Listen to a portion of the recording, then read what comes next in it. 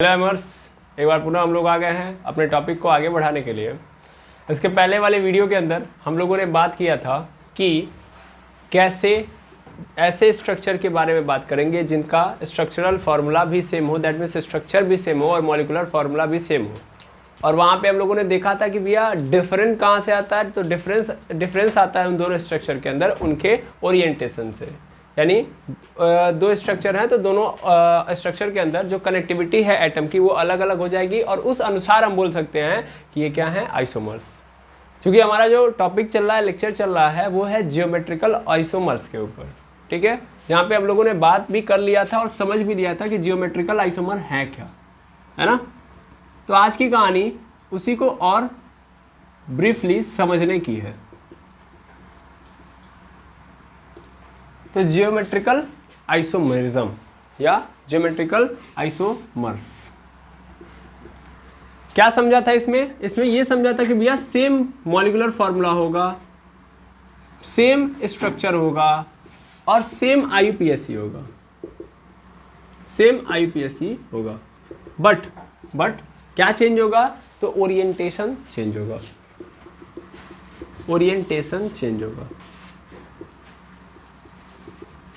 Orientation किसका, atoms का। और इसके लिए हम लोगों ने बहुत सारे एग्जांपल देखे थे। जैसे मैं यहाँ पे एक एग्जांपल आपको दिखा रहा हूँ। यहाँ पे देखिए C है, फिर यहाँ पे C डबल बॉन्ड H है, फिर यहाँ पे क्या है, H है, फिर ऐसे ही यहाँ भी C है, यहाँ पे C डबल बॉन्ड OH है और यहाँ पे H है, ठीक है। फिर मैं इसी को चेंज करके ऐसे लिख सकता हूँ, C H यहाँ पे रहेगा और यहाँ पे आ जाएगा C डबल बॉन्ड OH, यहाँ पे C डबल बॉन्ड O और फिर यहाँ पे क्या आ जाएगा, H, ठीक है। तो इस तरीके का स्ट्रक्चर हमारे सामने आ जाएगा, ठीक है। तो ध्यान से देखेंगे तो एक्चुअल में तो दोनों के दोनों सेम ही है। दोनों के दोनों सेम कैसे हैं भाई, देखो यहाँ पे चेंज नहीं हुआ है। क्या नहीं चेंज हुआ है सर, कोई भी मॉलिक्यूल चेंज नहीं हुआ है, स्ट्रक्चर चेंज नहीं हुआ है। अगर आप ध्यान से देखो तो अगर मान लो आप पेरेंट कार्बन चेन चुनोगे तो यही तो चुनोगे, हाँ या ना, यहाँ पे है ना। ऐसे यहाँ पे अगर चुनोगे तो भी क्या चुनोगे, यही तो चुनोगे, यस और नो। तो बात तो एक ही बन रही है। दैट मीन्स यहाँ पे आपका पेरेंट कार्बन चेन अभी भी 4 लोगों का है और अभी भी 4 लोगों का है। अभी भी 2 कार्बोक्सिलिक एसिड जुड़े हुए हैं, यहाँ भी 2 कार्बोक्सिलिक एसिड जुड़े हुए हैं, समझ पा रहे हैं। तो दैट मीन्स यहाँ पे स्ट्रक्चर के अंदर कोई चेंजेस आ नहीं रहे हैं, एटम तो चेंज हो नहीं रहा है। बस क्या हो रहा है, तो सिर्फ और सिर्फ चेंज हो रहा है aerial distance. Sir aerial distance, हाँ एरियल डिस्टेंस चेंज हो रहा है ना। और अगर एरियल डिस्टेंस चेंज होता है तो ऐसे ही आइसोमर्स को हम लोग क्या बोलते हैं, ज्योमेट्रिकल आइसोमर्स। यहाँ पे एरियल डिस्टेंस कैसे, देखो भाई चेंज क्या हुआ, यहाँ पे C डबल बॉन्ड OH ऊपर था, अभी कहाँ आ गया, नीचे। अगर मैं ध्यान से देखूँ तो C डबल बॉन्ड, देखिए यहाँ पे इस चीज़ को पकड़ना होता है कि भैया हम सेम ग्रुप पकड़ते हैं, जरूरी नहीं है सेम लें, लेकिन हम एटम के बीच के डिस्टेंसेस को देखते हैं। एक कार्बन से जो एटम्स लगे हुए हैं उनके बीच उनका दूसरे कार्बन से लगे हुए एटम्स के बीच का डिस्टेंस देखना ही एरियल डिस्टेंस कहलाता है और उसी को मीज़र करते हैं। क्योंकि ज्योमेट्री का मतलब होता ही क्या है, मेजरमेंट। तो हम किसको मीज़र कर रहे होते हैं, हम लोग मीज़र कर रहे होते हैं एरियल डिस्टेंस को। तो इसमें एरियल डिस्टेंस क्या होता है, डिफरेंट होता है, ये हमने सीखा हुआ है। जैसे यहाँ पे देखिए C डबल बॉन्ड OH यहाँ पे भी है, C डबल बॉन्ड OH यहाँ भी है। अगर मैं इनके बीच में डिस्टेंस देखूँ तो मान लेता हूँ कि यहाँ पे कितना है, x है, ठीक है। और यहाँ पे देखूँ C डबल बॉन्ड OH है, यहाँ भी C डबल बॉन्ड OH है। तो यहाँ पे अब देखूँ तब चेंज हो गया कि नहीं हो गया, C डबल बॉन्ड OH के बीच का जो डिस्टेंस है वो चेंज हो गया कि नहीं हो गया। पहले x था तो 100%, अब x तो नहीं होगा, अब क्या हो गया, y। तो ये जो चेंज हुआ है, इस चेंज के कारण ही मैं ये बोल सकता हूँ कि ये दोनों क्या है, आइसोमर्स है। आएगा समझ में। तो ज्योमेट्रिकल आइसोमर्स के अंदर एरियल डिस्टेंस चेंज होता है, इस बात को पहले पकड़ लिए और ये हम लोग जानते भी हैं। तो पहली कंडीशन थी कि एरियल डिस्टेंस चेंज होगा या डिफरेंट होगा, डिफरेंट बोल तो ज़्यादा बेटर होगा, है ना। डिफरेंट होंगे दोनों आइसोमर्स के अंदर अलग अलग। दूसरी कहानी और क्या थी, दूसरी कहानी में हम लोगों ने ये समझा था कि भैया रिस्ट्रिक्टेड क्या होना चाहिए, रिस्ट्रिक्टेड बॉन्ड होना चाहिए, यानी रिस्ट्रिक्शन होना चाहिए कार्बन और कार्बन के बीच में, समझ पा रहे हैं। यहाँ पे हम लोगों ने ये बोला था कि भैया डबल बॉन्ड हो, ट्रिपल बॉन्ड हो, डबल बॉन्ड हो या ट्रिपल बॉन्ड हो, सिंगल बॉन्ड ना हो, यानी फ्री रोटेशन नहीं होना चाहिए, रिस्ट्रिक्टेड रोटेशन होना चाहिए, ये हमने बोला था। यहाँ पे ये हम लोगों ने बोला था रिस्ट्रिक्टेड रोटेशन होना चाहिए, रिस्ट्रिक्टेड रोटेशन होना चाहिए। अब रिस्ट्रिक्टेड रोटेशन मतलब मैंने यहाँ पे बताया था कि कार्बन कार्बन के साथ सिंगल बॉन्ड के साथ ना हो, डबल बॉन्ड के साथ हो, या ट्रिपल बॉन्ड के साथ हो, या तो रिंग में हो। ठीक है, 3 कंडीशन दी थी। क्या बोला था? सिंगल बॉन्ड नहीं होना चाहिए। सिंगल बॉन्ड क्यों नहीं होना चाहिए? देखिए अगर हम बात करें यहाँ पे तो सिंगल बॉन्ड है यहाँ पे, अगर यहाँ पे सिंगल बॉन्ड है तो क्या ये चेंज होगा? सिंगल बॉन्ड की प्रॉपर्टी क्या है? अगर कार्बन कार्बन के साथ सिंगल बॉन्ड बना रहा है, कार्बन कार्बन के साथ क्या बना रहा है? सिंगल बॉन्ड बना रहा है, तो उस कंडीशन में क्या होगा? रोटेट हो जाएगा। क्या होगा? रोटेट। यानी इस कार्बन के साथ जब सिंगल बॉन्ड बनेंगे तो ये फिर से रोटेट होके पुनः अपनी पुरानी अवस्था में आ जाएगा। जैसे ये अभी क्या किया, अभी पलट कैसे हुआ है, तो हमने बोला एरियल डिस्टेंस चेंज हो गया, लेकिन सिंगल बॉन्ड होने के कारण ये क्या कर जाएगा? घूम के फिर से यहीं पहुंच जाएगा, तो एरियल डिस्टेंस जो पहले था वही बन जाएगा। तो यहाँ पे सिंगल बॉन्ड की कंडीशन में क्या होता है? फ्री रोटेशन होता है। क्या होता है? फ्री रोटेशन होता है। फ्री रोटेशन मतलब जैसे पहले था वो एटम पुनः उसी तरीके से बन जाता है। दूसरा वाला भी चाहेगा तो इसकी तरह बन जाएगा। जबकि फिलहाल में हम देखें तो यहाँ पे सिंगल बॉन्ड हम लोगों ने लगाया है, तो सिंगल बॉन्ड नहीं होना चाहिए, यहाँ पे क्या होगा? डबल बॉन्ड होगा। क्योंकि अगर मैंने सिंगल बॉन्ड लगा के देखा तब ये आइसोमर्स नहीं बनने वाले हैं, क्योंकि अभी फिलहाल में लग रहा है कि ये अलग है और ये अलग है। ये भले स्ट्रक्चर सेम है लेकिन ये क्या है? दोनों दोनों अलग है। क्यों? क्योंकि यहाँ पे एरियल डिस्टेंस अलग अलग। कब? जब डबल बॉन्ड लगा होगा। सिंगल बॉन्ड लगा होगा तो ये घूम के चला जाएगा ऊपर, यानी फिर ऐसे ही बन जाएगा, तब एरियल डिस्टेंस में डिफरेंस ही नहीं आएगा। दैट मीन्स वो क्या बन जाएगा? सेम बन जाएगा, और ये ज्योमेट्रिकल आइसोमर नहीं कहलाएंगे। क्लियर है? इसमें कोई दिक्कत नहीं ना? अच्छा, एक चीज याद रखिएगा कि ये मोस्ट फेमस कंपाउंड है, इसको हम लोग बोलते हैं मैलिक एसिड। क्या बोलते हैं? Malic acid. मैलिक एसिड कहाँ पाया जाता है बताइए? डेजर्ट प्लांट के अंदर मैलिक एसिड पाया जाता है। होता क्या है मैलिक एसिड? आपको पता होगा, जहाँ पे आप अगर थोड़ा बहुत भी पढ़े होंगे तो आपको ये पढ़ाया जाता होगा कि भैया ऐसे प्लांट जिनके पास पानी कम होता है तो वो रात को क्या करते हैं? अपने अंदर कार्बन डाइऑक्साइड का स्टोरेज करते हैं। ठीक है, और रात में कार्बन डाइऑक्साइड को स्टोर कर लेते हैं और पानी को मिला के वो पूरे को मैलिक एसिड में कन्वर्ट कर लेते हैं, और रात भर रात में वो मैलिक एसिड के फॉर्म में रखते हैं ताकि वो अपने स्टोमाटा को सूरज के सामने ना खोलें। क्योंकि अगर स्टोमाटा को उन्होंने सुबह के टाइम में ओपन किया तो उनके अंदर जो बचा कुचा पानी है वो भी क्या हो जाएगा? इवेपोरेट हो जाएगा। तो इसीलिए प्रॉब्लम ना हो तो रात में कार्बन डाइऑक्साइड को अपने अंदर लेने के लिए स्टोमाटा ओपन करते हैं, रख लेते हैं, सुबह सूरज की रोशनी आती है, उस रोशनी से खाना बना लेते हैं, लेकिन रात भर उस कार्बन डाइऑक्साइड को किस फॉर्म में रखते हैं? मैलिक एसिड के फॉर्म में। ठीक है, अच्छा, और ये जो आपको दिख रहा है ये फ्यूमेरिक एसिड है। कौन सा है? Fumaric acid. तो याद रख लीजिएगा तो अच्छी बात है, फ्यूमेरिक एसिड। ओके, इसको हम लोग मैलिक एसिड बोलते हैं और इसको फ्यूमेरिक एसिड बोलते हैं। अच्छा, यहाँ पे आते हैं हम लोग। मैंने बोला था रिस्ट्रिक्टेड रोटेशन होना चाहिए, डबल बॉन्ड हो, ट्रिपल बॉन्ड हो और रिंग हो।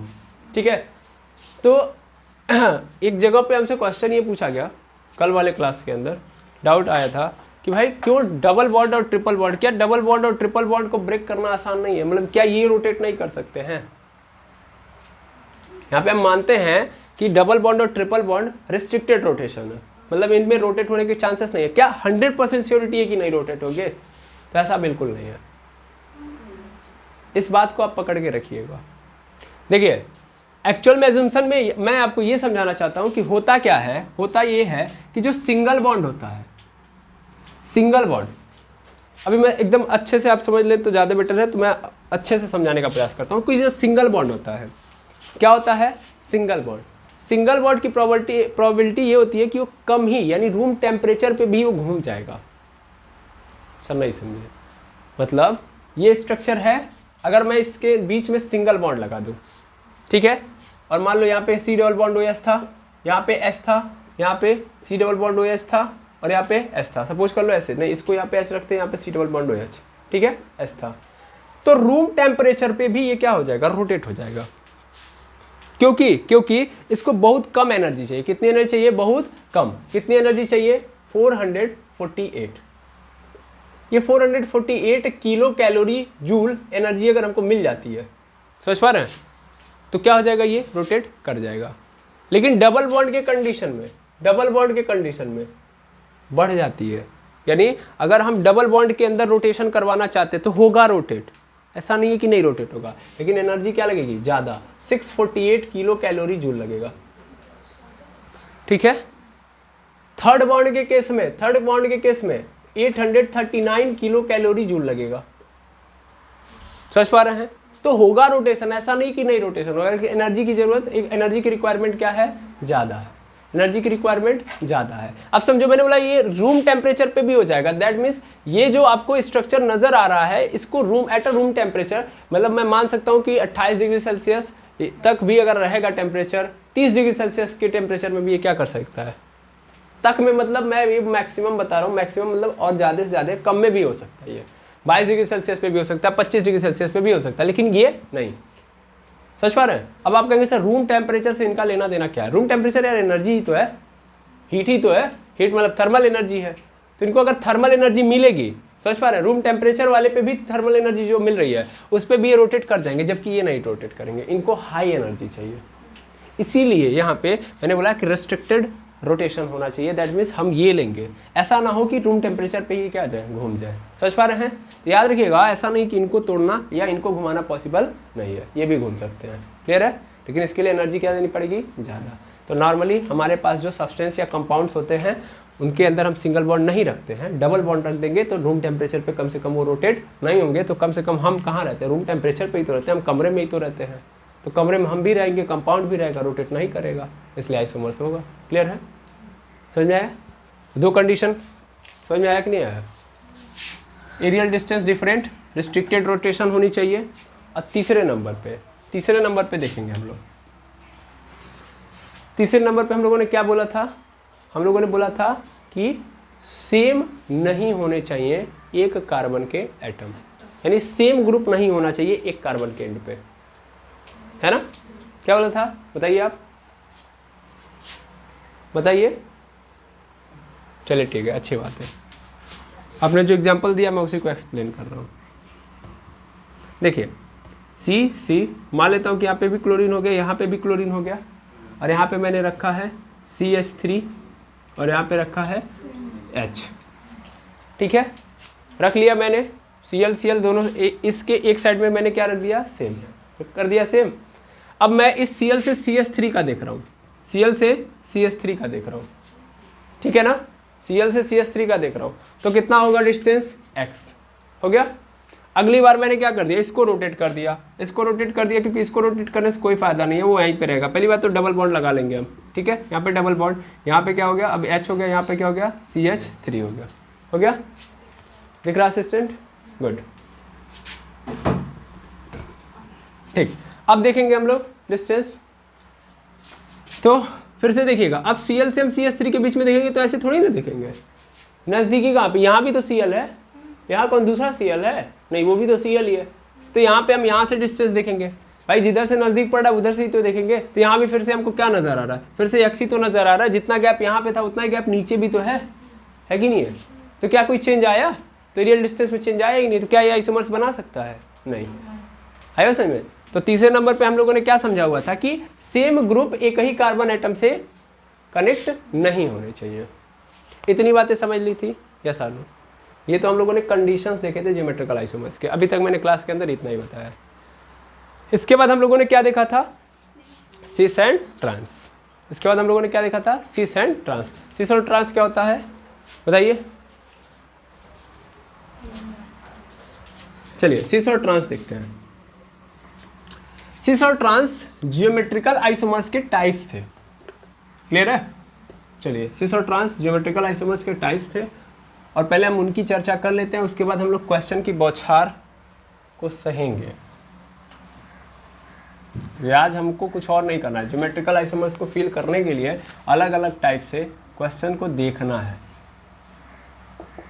ताकि हमारा जो दिमाग है वो वर्क कर पाए एज वेल एज, ठीक है? चलिए देखें हम लोग। तो हम लोगों ने देखा था कि ज्योमेट्रिकल आइसोमर्स जो होते हैं वो दो टाइप के होते हैं, एक होते हैं सिस और एक दूसरा होता है ट्रांस। सिस और ट्रांस है क्या? तो सिस और ट्रांस एक्चुअल में एक लैटिन वर्ड है, एक नहीं दोनों लैटिन वर्ड है, लैटिन लैंग्वेज में अगर एक साइड कोई चीज़ है तो उसको हम लोग क्या बोलते हैं, सिस। इसको बोलते हैं दिस साइड ऑफ, ठीक है ना? दिस साइड मतलब इसी साइड है। और ट्रांस मतलब क्या होता है लैटिन लैंग्वेज में, अपोजिट साइड ऑफ। समझ में आया? Opposite side of. तो ट्रांस का अर्थ ये होता है, सिस का मतलब ये होता है। ये कहाँ से आया है? लैटिन वर्ड है। क्लियर है? अभी आगे जाके आप लोगों ने सुना भी था कल कि ईजेड आएगा, वहाँ पे ईजेड क्या होगा? वो जर्मन वर्ड होगा। समझ पा रहे हैं? तो अलग अलग वर्ड हम लोगों ने लिए हैं जो हमको बेटर लगा। ओके, चलिए देखते हैं हम लोग अब सिस और ट्रांस का मतलब क्या होता है। सिस और ट्रांस का मतलब होता है कि सेम ग्रुप क्या हो जाए? Same side. सेम ग्रुप है, सेम साइड हो, तो इसका मतलब वो ज्योमेट्रिकल आइसोमर्स क्या कहलाएंगे? सिस कहलाएंगे। और अगर सेम ग्रुप क्या हो जाए? अपोजिट साइड हो जाए, तो वो क्या कहलाएंगे? ट्रांस कहलाएंगे, यानी ट्रांस ज्योमेट्रिकल आइसोमर्स कहलाएंगे। ठीक है, इसके लिए फिर से हम वही एग्जांपल लेंगे जो हम लिए हैं, क्योंकि इसके बाद से हम क्वेश्चंस को देखेंगे। यहाँ पे H डबल बॉन्ड, यहाँ पे C डबल बॉन्ड OH, यहाँ पे H दूसरा वाला लिया, फिर क्या होगा? यहाँ पे देखेंगे हम लोग, तो यहाँ पे H आ जाएगा, यहाँ पे C डबल बॉन्ड OH, यहाँ पे C, यहाँ पे फिर से C डबल बॉन्ड OH, यहाँ पे H। ठीक है, फिर यहाँ पे डबल बॉन्ड बीच में। ये क्या है? फ्यूमेरिक। ये क्या है? मैलिक। ठीक है, अब चलिए सिस और ट्रांस पकड़ते हैं। तो सिस और ट्रांस के लिए आपको क्या करना होता है? सबसे पहले उस बॉन्ड से एक एक्सियल या बोल सकता हूँ हॉरिजॉन्टल एक्सिस ड्रॉ करनी होती है। हॉरिजॉन्टल एक्सिस ड्रॉ कर दिया। अब हॉरिजॉन्टल एक्सिस ड्रॉ कर दिया तो इसमें सेम ग्रुप कौन है? एक है H, यहाँ भी H है, दोनों H है। क्या दोनों सेम है कि नहीं है? इसमें देखो सेम ग्रुप कोई भी हो सकता है, जरूरी नहीं कि हम C डबल बॉन्ड OH को ही पकड़े। चलो इसको ही पकड़ लो, C डबल बॉन्ड OH को ही पकड़ लो, तो क्या ये इस लाइन के एक ही साइड में है कि नहीं है? तो इसका मतलब ये क्या है? सिस है कि नहीं है? H को भी देख लो, तो ये एक ही साइड में है कि नहीं है? इसका मतलब सिस है। ऐसे यहाँ पे आओ, अब अपोजिट साइड हो गए, सेम ग्रुप क्या हो गए? Opposite side. C double bond OH same थे ना, लेकिन अब क्या हो गए? अपोजिट हो गए। दैट मीन्स क्या हो गया? ट्रांस है ये। ठीक है, ट्रांस। तो हमको क्या देखना होता है? हमको देखना होता है सेम ग्रुप को। सेम ग्रुप देखो, एक साइड में है, सेम साइड में है सिस, और अगर अपोजिट साइड में है तो ट्रांस। इसका मतलब हर जियोमेट्रिकल आइसोमर, यानी अगर मैं देख रहा हूँ ऐसे स्ट्रक्चर अगर मिलेंगे तो इनके दो तो मिलेंगे ही, मतलब जियोमेट्रिकल आइसोमर्स आपको दो ही मिलेंगे। कहने का अर्थ अभी फिलहाल के लिए ये है कि दो ही मिलेंगे, या तो सिस या तो ट्रांस। क्लियर है? अगर सेम ग्रुप सेम साइड में हो गए तो सिस, नहीं तो ट्रांस। क्लियर है? अगर इतनी बात समझ में आ गई तो क्वेश्चन देखे जाए। अब जैसे यहाँ पे आपको कई सारी चीज़ों को नए नए वर्जन में देखने के लिए मिलेगा। ऐसा नहीं कि आप पिछले वीडियो के अंदर देखे नहीं है, देख के आए हैं, लेकिन अब अभी मैं क्या किया कि अभी कुछ क्वेश्चन एक्स्ट्रा लेके आया ताकि आपके मन में जो भी भ्रम है इसको लेके, क्योंकि ये ऐसे टॉपिक हैं जो भ्रम पैदा करेंगे, आपको कन्फ्यूजन्स लेके आएंगे, तो इन्हीं कन्फ्यूजन को दूर करने के लिए हम आए हैं। आई बात समझ में? इस यहाँ पे हम लोग प्रयास ये करेंगे कि ज़्यादा से ज़्यादा क्वेश्चन करें। ठीक है, अब करना क्या है? करना ये है कि अपने जितने डाउट हैं यहीं पे ख़त्म करने हैं आपको। देखिए ये क्लास चलती रहेगी, आपको डाउट आएंगे क्लास में ही आप बोलिए। ठीक है, ऐसा नहीं कि क्लास ख़त्म तब उसके बाद डाउट आप लेके आइए, फिर हम नेक्स्ट क्लास में उसकी बात करें तो फिर क्लास और लंबी चली जाएगी। समझ में आ रहा है? जैसे आपके मन में जो डाउट चलते आएंगे, जैसे पहला डाउट आपके मन में क्या आएगा कि केवल हम लोग 2 एटम्स लेके आ रहे थे, मतलब 2 ही कार्बन लेके आ रहे थे अब तक, आज से हम 3 लेके आएंगे, 4 लेके आएंगे, 5 लेके आएंगे, जितना हो सकता है लेके आएंगे। ठीक है, तो वो कन्फ्यूज़न नहीं होना चाहिए कि 2 ही कार्बन वाला है ना, पिछले क्लास में आपके मन में आया था। दूसरी बात, अगर अपोजिट कार्बन आ गए, मतलब सभी के सभी कार्बन आइटम अगर अलग हो गए तब क्या होगा? ठीक है, मतलब यहाँ पे कोई सेम ग्रुप नहीं नज़र आ रहा है। समझ पा रहे हैं? कोई सेम ग्रुप नज़र नहीं आ रहा, तब क्या होगा? ठीक है, तो हर कन्फ्यूज़न का आपको सोल्यूशन यहाँ पे मिलेगा। अच्छा मान लीजिए यहाँ पे H था, यहाँ पे Cl ले लेता, यहाँ पे F ले लेता, अब तो बन सकता था बिल्कुल। 4 में से 2 अलग हो कोई दिक्कत नहीं, लेकिन 2 इक्वल होंगे तभी सिस ट्रांस हम ले सकते हैं। अगर चारों अलग हो गए तब सिस ट्रांस वैलिड नहीं होता, ये आपको पता है। तब हम लोग क्या लेते हैं? EZ। ठीक है, याद रखेंगे। समझ में आया? इंटेजेशन और ज़ुज़ामेन, यही है जर्मन वर्ड जहाँ पे हमको आगे समझना है। इसको मैं मिटा रहा हूँ। अब चलिए स्टार्ट करते हैं हम लोग क्वेश्चन की सीरीज को, जो सिस और ट्रांस आपको अच्छे से समझाएंगे। ठीक है, तो एक एक करके वीडियो पॉज होंगे, फिर यहाँ पे हम क्या करेंगे? स्ट्रक्चर डिफाइन करेंगे और बारी बारी उनको देखेंगे। ठीक है, क्योंकि आपका टाइम ज़्यादा वो होगा, वेस्ट होगा, इसलिए मैं कहूँगा कि आप क्या करिए, स्टॉप करते जाइए, क्वेश्चन नोट होगा, फिर आगे बढ़ते जाएंगे हम लोग।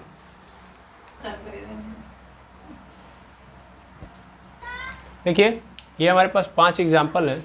इन 5 एग्जाम्पल में हम देखते हैं कि ये जो ज्योमेट्रिकल आइसोमर है वो सिस वाले हैं कि ट्रांस वाले, इनको समझना है। तो सिस मतलब सेम ग्रुप एक साइड हो, ट्रांस मतलब सेम ग्रुप अपोजिट साइड हो।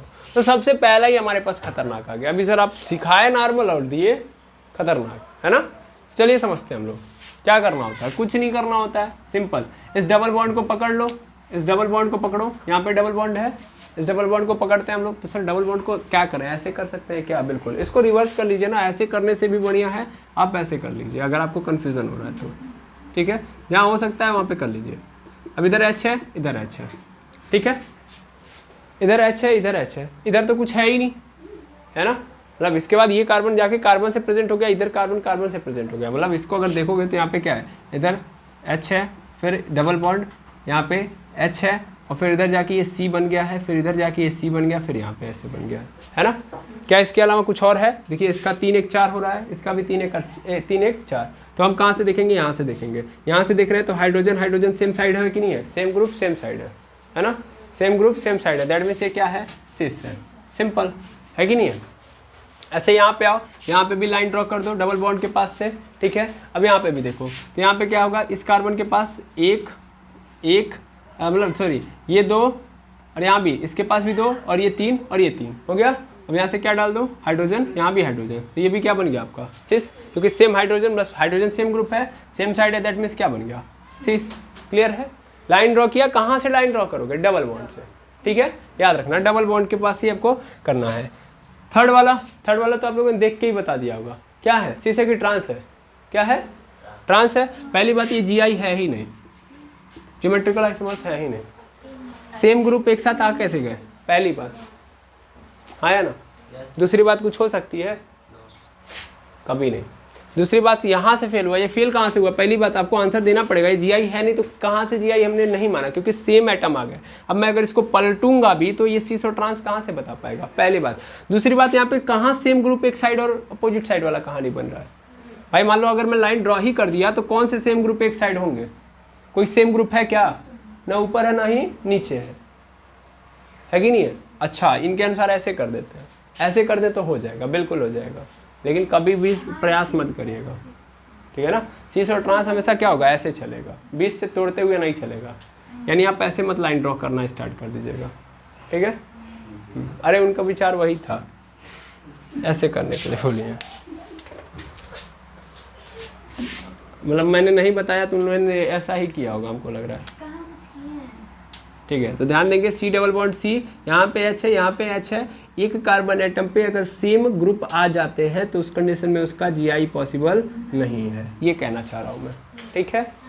अगर ऐसा होता कि ये हाइड्रोजन यहाँ पे ना होकर यहाँ पे Br हो गया होता, यहाँ पे CH3 हो गया होता और यहाँ पे फिर H हो गया होता, अब हो जाता, तब मैं इस स्ट्रक्चर को क्या बोलता? ट्रांस। देखिए हाइड्रोजन हाइड्रोजन, इसमें सेम ग्रुप कौन है? हाइड्रोजन ही तो है। हाइड्रोजन हाइड्रोजन क्या है? अपोजिट साइड है। इनके बीच में नहीं देखेंगे हम, इनके सेम ग्रुप को देखना है। सेम ग्रुप यहाँ पे क्या है? अपोजिट साइड में, तो ये क्या हो गया तब? ट्रांस। क्लियर है ना। तो इतनी बात आप समझेंगे। अब यहाँ पे आते हैं, यहाँ पे ये क्या है बताइए? यहाँ पे ये क्या है? तो ये भी क्या है? सिस है। देखिए इसको पलट के चेक कर लीजिए, यहीं से तो डालेंगे। देखिए हमको हमेशा किसके हॉरिजॉन्टल चलना है? हमेशा डबल बॉन्ड के हॉरिजॉन्टल ही चलना है। तो अगर मैं ऐसे लाइन ड्रॉ करूंगा तो डबल बॉन्ड के हॉरिजॉन्टल ही तो हूँ, या पैरेलल चल रहा हूँ? सिंपल पैरेलल पकड़ो, पैरेलल चलना है हमेशा। किसके? डबल बॉन्ड के। तो उस कंडीशन में देखा जाए तो डबल बॉन्ड के ये हाइड्रोजन जो है वो क्या है? लाइन के सेम साइड में, तो इसलिए क्या हो गया? ये सिस। देखिए बड़े से बड़ा आपको स्ट्रक्चर ऐसे ही 1 सेकंड के अंदर पता चल जाएगा, लेकिन अभी इसके ऊपर थोड़ा सा आपको क्या करना पड़ेगा? संयम बरतना पड़ेगा। संयम, हाँ, पेशेंस और विथ सावधानी। देखिए एक बात आप याद रखिएगा, मैं अभी ज़्यादा कुछ नहीं बताऊंगा, तो मैं ये बताऊंगा कि 120 डिग्री आप समझते हैं? 120 डिग्री ट्राइंगल के अंदर 120 डिग्री का कहानी कॉन्सेप्ट समझते हैं? आपको हम लोगों ने हाइब्रिडाइजेशन पढ़ाया, ओवरलैपिंग पढ़ाया, फिर मैंने एंगल भी पढ़ाया था, बॉन्ड एंगल। बॉन्ड एंगल में 109 आया था, 109 डिग्री, सॉरी हाँ डिग्री 28 मिनट ये आया था। वैसे इसके बाद 120 भी आया था। तो यहाँ पे हमेशा कार्बन कार्बन, देखिए जब डबल बॉन्ड बनेगा तो कितने का एंगल बनेगा, हमेशा 120 डिग्री का, याद आ रहा है, हाँ या ना। जब भी कार्बन कार्बन के साथ क्या बनाएगा, डबल बॉन्ड, तो उस कंडीशन में कितना डिग्री बनेगा, 120 डिग्री। फिलहाल में अभी ये याद रखिए, फिर मैं आपको याद कराने के लिए फिर आगे ले जाके समझा दूंगा, लेकिन आप स्ट्रक्चर के अंदर देखिए, अभी मैं एकदम बेसिक लेवल पे आपको ऐसे बता दे रहा हूँ ताकि आप पकड़ लीजिए, ठीक है। अब होता क्या है कि 120 डिग्री वाला कंसेप्ट भी नहीं याद आ रहा है आपको, तो एकदम सिंपल समझिए, हमेशा अगर लाइन ऐसे है, ऐसे, या लाइन ऐसे है, ठीक है, तो हमेशा कोने पर क्या होंगे, क्या प्रेजेंट होंगे, हाइड्रोजन। इस कोने जो बाहर की ओर निकला हुआ है, बाहर की ओर निकले हुए कोने पर ही हाइड्रोजन चिपकाइएगा, यहाँ भी, यहाँ पे हाइड्रोजन, ठीक है। अब जैसे यहाँ पे देखिए, यही तो आपको पकड़ना था, यही समझाना भी है मुझे। जैसे ये देखिए, यहाँ पे कोना कहाँ पे है, बाहर की ओर है ना, तो हाइड्रोजन किधर की ओर लगेगा, इधर की ओर, ठीक है। अच्छा, यहाँ पे नीचे की ओर, ठीक है, यानी अंदर की ओर। क्लियर है, बिल्कुल। अब ये क्या, यहाँ से ये 120 डिग्री वाला कॉन्सेप्ट है, इसको आगे जाके मैं समझा दूंगा, बाकी मैंने पढ़ा दिया है, एक बार आप रिकैप करेंगे तो आपको पता चल जाएगा। तो यहाँ पे हाइड्रोजन, यहाँ पे हाइड्रोजन। अब देखिए पैरेलल लाइन ड्रॉ करिए, कर दिया ड्रॉ। अब क्या हो रहा है, हाइड्रोजन और ये हाइड्रोजन अपोजिट डायरेक्शन में है कि नहीं है, इसका मतलब क्या है, ट्रांस है। याद रख लेंगे ना, कोने पे मतलब हाइड्रोजन कहाँ होगा, बाहर, ठीक है ना, यानी ये क्या है, ट्रांस है। क्लियर। अब इसको देखा जाए तो ये हो गया है, अच्छा खत्म, यानी आपके सामने ई थे, यानी 5 थे, पाँचों खत्म। ये आप सिस और ट्रांस तो समझ लिए। अब कई ऐसे कंडीशंस आपके सामने मैं लेके आ रहा हूँ जहाँ पे आपको बताना है कि इसका जीआई पॉसिबल है कि नहीं। सिस और ट्रांस तो पकड़ लेंगे अब आप, है ना, लेकिन उससे भी इंपॉर्टेंट क्या है कि ऐसे क्वेश्चन आ जाए जैसे भी आप देखें और चकमा खा गए, तो ऐसे के लिए आपके लिए हम कुछ एग्जाम्पल लेके आते हैं जहाँ पे आपको ये बताना होगा कि ये जीआई शो करेगा कि नहीं। और अभी मैं पॉज करूँगा तो फिर समस्या होगी, इसलिए मैं डायरेक्ट यहीं पे आपको देते जाता हूँ स्ट्रक्चर, ठीक है। तो आप मेरे साथ बनाते जाइए, मैं पॉज करूँगा तो आप ध्यान देंगे नहीं, ओके। तो मेरे पास ऑलरेडी क्वेश्चन है, मैं इन्हीं क्वेश्चन के थ्रू आपको समझाते जा रहा हूँ। जैसे मान लीजिए मेरे पास C डबल बॉन्ड C है और यहाँ पे हमारे पास एक ब्रांच है अलग R1, यहाँ पे क्या है R2 है, यहाँ पे क्या है R4 है, और यहाँ पे क्या है R3 है। क्या इसका सिस और ट्रांस पॉसिबल है, यस और नो? क्या इसका सिस और ट्रांस पॉसिबल है, यस और नो? R1 R2 क्या है, अलग अलग ब्रांचेस हैं, अलग अलग ब्रांचेस यानी अलग अलग कार्बन से जुड़े हुए नंबर्स हैं, ठीक है, पहली बात। दूसरी बात, यहाँ पे मैं देख लेता हूँ C डबल बॉन्ड C, यहाँ पे R2 है, यहाँ भी R2 है, यहाँ पे R3 है, और यहाँ पे R1 है। देख के बताना है कि पॉसिबल है कि नहीं है, ठीक है। अच्छा, फिर ऐसे ही हमारे पास C डबल बॉन्ड C है, यहाँ पे R2 है, यहाँ पे R3 है, यहाँ पे R1 है, यहाँ पे R2 है, पॉसिबल है कि नहीं है। ऐसे ही हमारे पास चौथा है, और चौथे में हमारे पास क्या है भैया, हमारे पास ऐसा है C डबल बॉन्ड C है, यहाँ पे R1 है, यहाँ पे R1 है, यहाँ पे R1 है, यहाँ पे भी R1 है, पॉसिबल है कि नहीं है। इन चारों में से कौन सा पॉसिबल है, कौन सा पॉसिबल नहीं है, फटाफट आप बता देंगे, एकदम आराम से बता देंगे। ये जीआई नहीं है, बिल्कुल है सर। चारों अगर अलग अलग हैं तो भी जीआई शो करेगा, है ना, चारों अलग अलग है। मतलब यार मैं यहाँ पे ये बता रहा हूँ कि ग्रुप के जो एटम है, मतलब जो एटम्स है, सिंपल समझ लो, जो कार्बन से अटैच्ड एटम है, अगर R1 R2 R3 बोल रहा है और R4 बोल रहा है, दैट मीन्स सब अलग अलग है। ये एक अलग एटम है, ये एक अलग एटम है, ये एक अलग एटम है, और ये भी एक अलग एटम है। यानी अगर दो कार्बन हैं जो डबल बॉन्डेड हैं, यानी रिस्ट्रिक्टेड रोटेशन वाले हैं, और उनके साथ जो कनेक्टिविटी है एटम्स की, वो चारों की चारों क्या है, अलग अलग है, तो उस कंडीशन में जीआई शो करेंगे कि नहीं, 100% शो करेंगे, 100% शो करेंगे। इसी के लिए तो EZ आएगा, आएगा समझ में। अभी आप कह रहे हो, अभी आप जस्ट पढ़ के जा रहे हो सिस और ट्रांस। सिस और ट्रांस तब के लिए आता है जब कम से कम दो तो होने चाहिए सेम ग्रुप वाले, दो सेम ग्रुप के रहेंगे तो सिस और ट्रांस, लेकिन अगर चारों चारों अलग है तो EZ वाले आएंगे। अब देखो कैसे, तो ये एक स्ट्रक्चर है, इस स्ट्रक्चर को अगर हम चेंज करके क्या ऐसे लिख सकते थे, C double bond C, R2 हो गया, R4 हो गया, और यहाँ पे मैं लिख दूंगा R3 और यहाँ पे R1। देखो फिर से यहाँ पे चेंज हो जाएगा, नहीं हो जाएगा, क्या चेंज होना चाहिए, जियोमेट्रिकल एरियल डिस्टेंस चेंज होना चाहिए ना। तो एरियल डिस्टेंस चेंज हो गई कि नहीं हो गई। पहले R1 और R2 के बीच में देखा जाए तो क्या था, X था, अब R1 और R2 के बीच में क्या हो गया, Y हो गया कि नहीं हो गया, हो गया, ऐसे मैं मान रहा हूँ, एज्यूम कर रहा हूँ, तो चेंज होगा कि नहीं हो गया। अगर मान लो तुम R3 और R3 और R4 के बीच में देख रहे हो, तो अगर मान लो यहाँ पे क्या है, Z है, तो अगर ये इस बार देखोगे तब क्या हो जाएगा, A हो जाएगा, ऐसे मान लेता हूँ। चेंज हो रहा है कि नहीं हो रहा है? हाँ या ना? तो बस वही समझना है आपको। क्लियर है? आई होप समझ में आ गया होगा। अगर चारों अलग अलग है तो भी हम मान लेंगे कि इनका GI होगा, मानेंगे नहीं, 100% होगा, आगे आप देख लेंगे। यहाँ वाले कंडीशन में तो यहाँ पे क्या हो रहा है, सेम एटम पे सेम कार्बन पे सेम ग्रुप है, यानी एक कार्बन के पास दोनों सेम ग्रुप है। ये तो वही वाली कहानी हो गई थी, यहाँ से फेल हुआ था, तो ये नहीं शो करेगा GI। क्यों नहीं करेगा?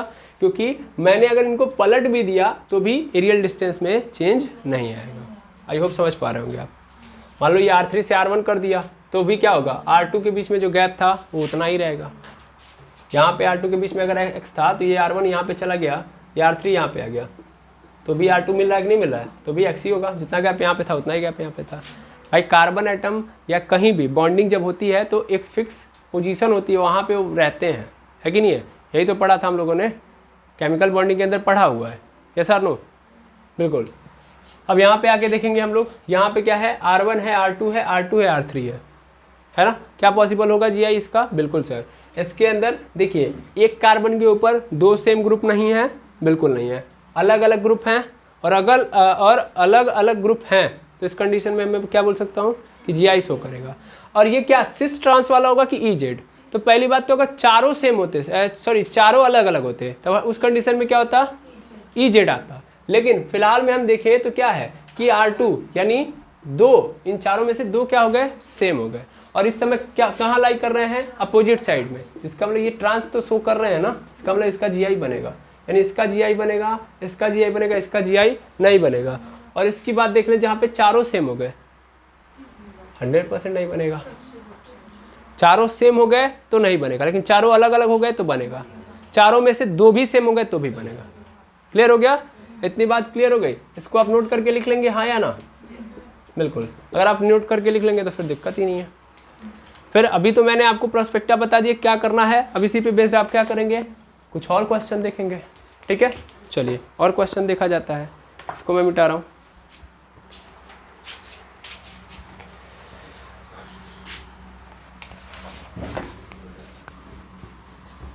देखिए, अब ये पुनः हमारे पास क्वेश्चन आ चुके हैं, इनमें भी हमको ये बताना है कि ये GI शो करेंगे कि नहीं।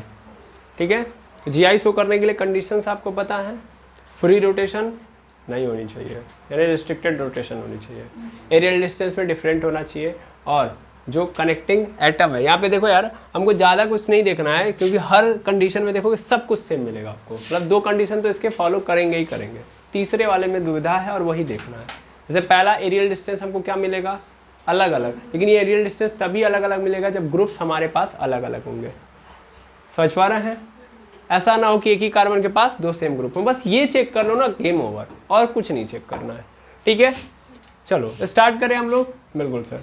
अब सबसे पहले हम इसको देखते हैं, यहाँ पे ये ऐसे दे दिया है ना, तो अब हम इसको कैसे करेंगे?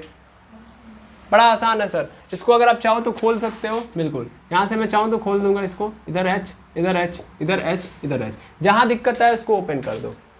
क्या ये शो करेगा?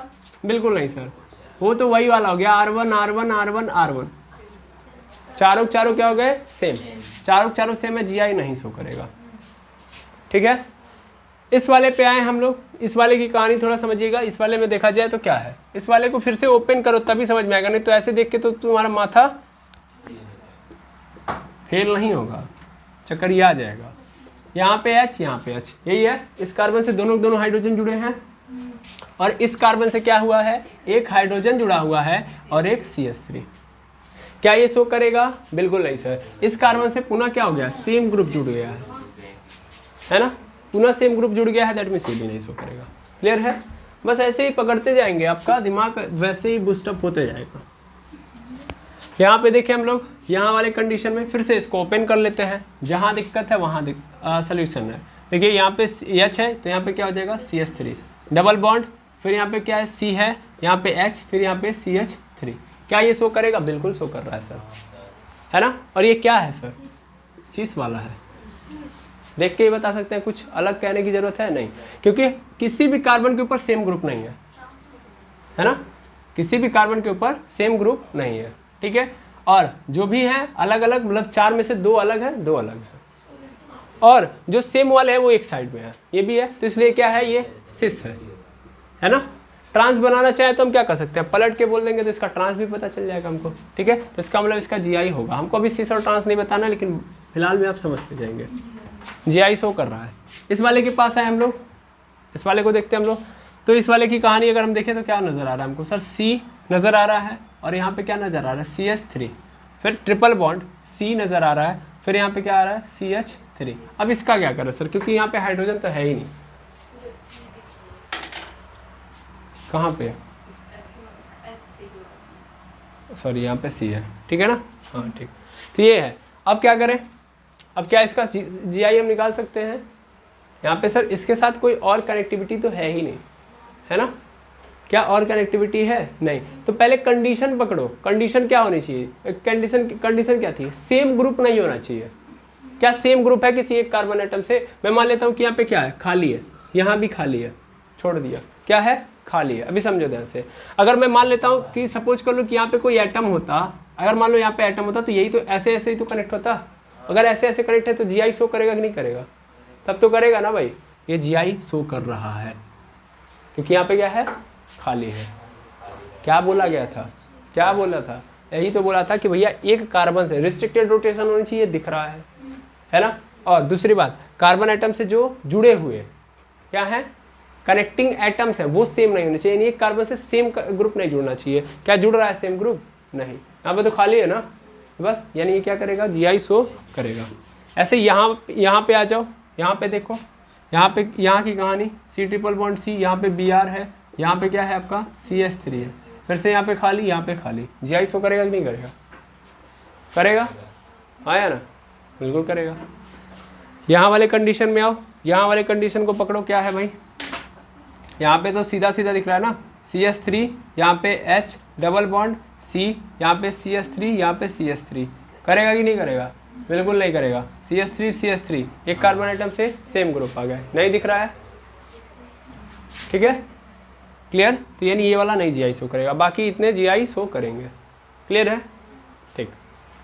अब आगे बढ़ते हैं हम लोग, आगे बढ़े, देखें यहाँ पे अगर हम देखें तब तो ये हमारे पास बॉन्ड लाइन नोटेशन आ चुका है, या बॉन्ड लाइन स्ट्रक्चर आ चुका है। अब इसको कैसे करेंगे, तो सबसे पहले इसको हम खत्म कर लेते हैं, दैट मीन्स मिटा लेते हैं, फिर आगे बढ़ते हैं हम लोग।